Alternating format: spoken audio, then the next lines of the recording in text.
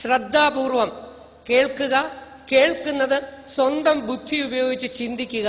ശരി എന്ന് തോന്നുകയാണെങ്കിൽ നീ ഇവിടെ നിന്ന് എടുത്തോണ്ട് പോവുക, അതല്ല തെറ്റാണെന്ന് തോന്നുന്നെങ്കിൽ കളഞ്ഞേക്കുക.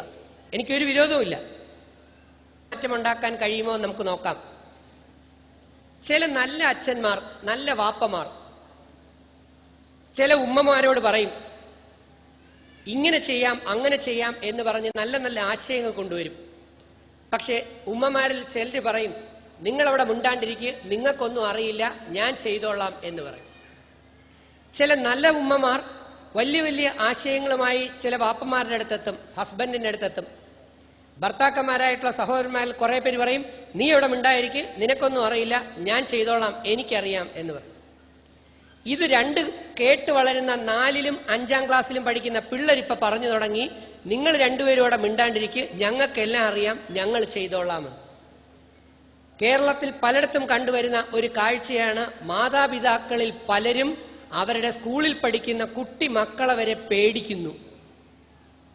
നിങ്ങൾ മക്കളെ പേടിക്കാനായിട്ടിരുന്നാൽ എങ്ങനെയാണ് മക്കളെ ഉയർന്ന നിലയിൽ, ഉന്നതമായ തലത്തിൽ വളർത്തി ഉയർത്തുന്നത്? ആലോചിക്കണം. മക്കൾക്ക് വേണ്ടതെല്ലാം നിങ്ങൾ പരിധിയിൽ അധികവും വാങ്ങിച്ചു കൊടുക്കുന്നു. ഞാനിന്ന് കേരളത്തിൽ കണ്ടുവരുന്ന ഒരു കാഴ്ച, മക്കൾക്ക് വേണ്ടി എന്തും ചെയ്തു കൊടുക്കാൻ ഭ്രാന്ത് പിടിച്ച് ഓടി നടക്കുന്ന മാതാപിതാക്കൾ. Right? Yes or no? Yes. എന്നാൽ മാതാപിതാക്കൾക്ക് വേണ്ടി ഒന്നും ചെയ്തു കൊടുക്കാൻ തയ്യാറല്ലാത്ത 90 മുതൽ 95% മക്കൾ. കോളേജിലേക്കും സ്കൂളിലേക്കും പോയാൽ മക്കളുടെ ഹൃദയത്തിൽ മാതാപിതാക്കൾ ഇല്ല. കോളേജിലും സ്കൂളിലും പോകുമ്പോൾ പോലും, പഠിക്കുമ്പോഴും പഠന പ്രക്രിയയോടൊപ്പം ഇതാർക്ക് വേണ്ടി, എന്തിനു വേണ്ടി ചിന്തയില്ല.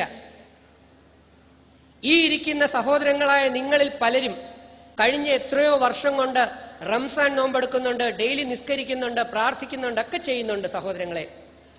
പക്ഷേ നിങ്ങൾ എത്രയൊക്കെ കാലം കൊണ്ട് നോമ്പനുഷ്ഠിച്ചെങ്കിലും, നിസ്കരിച്ചെങ്കിലും, പ്രാർത്ഥിച്ചെങ്കിലും ഒരല്പം ആത്മപരിശോധന നടത്തി നോക്കിയേ. നിങ്ങളിൽ 90% പേരുടെ വീടുകളിലും ദുഃഖങ്ങളും ദുരിതങ്ങളും മനപ്രയാസങ്ങളും കഷ്ടപ്പാടുകളും മാത്രമേ ഉള്ളൂ. റൈറ്റ്? Yes or no?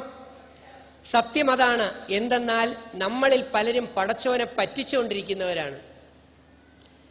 നെഞ്ചിൽ കൈവച്ച് പറയണം, ഇത് നിങ്ങളുടെ മുമ്പ് പറയാൻ വേണ്ടിയല്ല ഇവരെന്നെ കൊണ്ടുവന്നത്.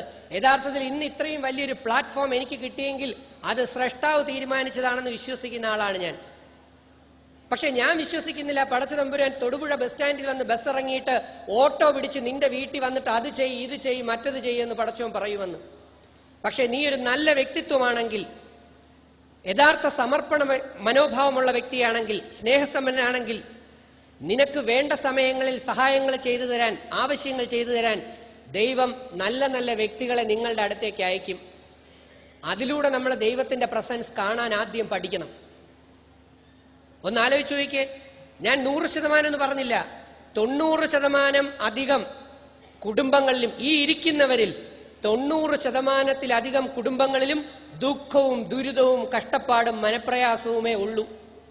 കാരണം നിങ്ങളുടെ 7 അയൽവക്കത്തേക്ക് പടച്ചവൻ എത്തുമെന്ന് ഞാൻ വിശ്വസിക്കുന്നില്ല. മൊത്തത്തിലല്ല, 100% അല്ല, 90%. എന്തുകൊണ്ട്? ആത്മപരിശോധന നടത്തണം. 2006 ശേഷമാണ് എനിക്ക് വിശുദ്ധ ഖുർആൻ വായിച്ചു പഠിക്കാൻ പറ്റിയത്. അറബറിഞ്ഞുകൂടാതെ, ഒരു ഉസ്താദുമാര് പോലും ഇല്ലാതെ സ്വന്തമായ പരിശ്രമത്തിലൂടെ പലവട്ടം വിശുദ്ധ ഖുർആൻ വായിച്ചു പഠിക്കാൻ കഴിഞ്ഞു. എന്റെ ചോദ്യം, 114 സൂറത്തടങ്ങിയ വിശുദ്ധ ഖുർആൻ 10 പ്രാവശ്യമെങ്കിലും മുഴുവൻ വായിച്ചിട്ടുള്ളവരുണ്ടെങ്കിൽ, ആശയമെങ്കിലും മുഴുവൻ വായിച്ചിട്ടുള്ളവരുണ്ടെങ്കിൽ ദൈവത്തിന്റെ നാമത്തിൽ സത്യം സത്യമായെന്ന് കൈപൊക്കിയേ.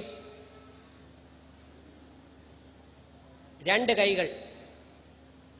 400 പ്രാവശ്യത്തിലധികം വായിക്കാൻ ഭാഗ്യം കിട്ടിയ വ്യക്തിയായതുകൊണ്ടാണ് എനിക്ക് ഇന്ന് ഈ പ്ലാറ്റ്ഫോമിൽ നിൽക്കാൻ കഴിയുന്നത്. എന്റെ പേര് രജിത് കുമാർ. ഈ പ്ലാറ്റ്ഫോമിൽ എനിക്ക് നിൽക്കാൻ കഴിയുന്നത് 400-ലധികം പ്രാവശ്യം വായിക്കാൻ കഴിഞ്ഞുകൊണ്ട്.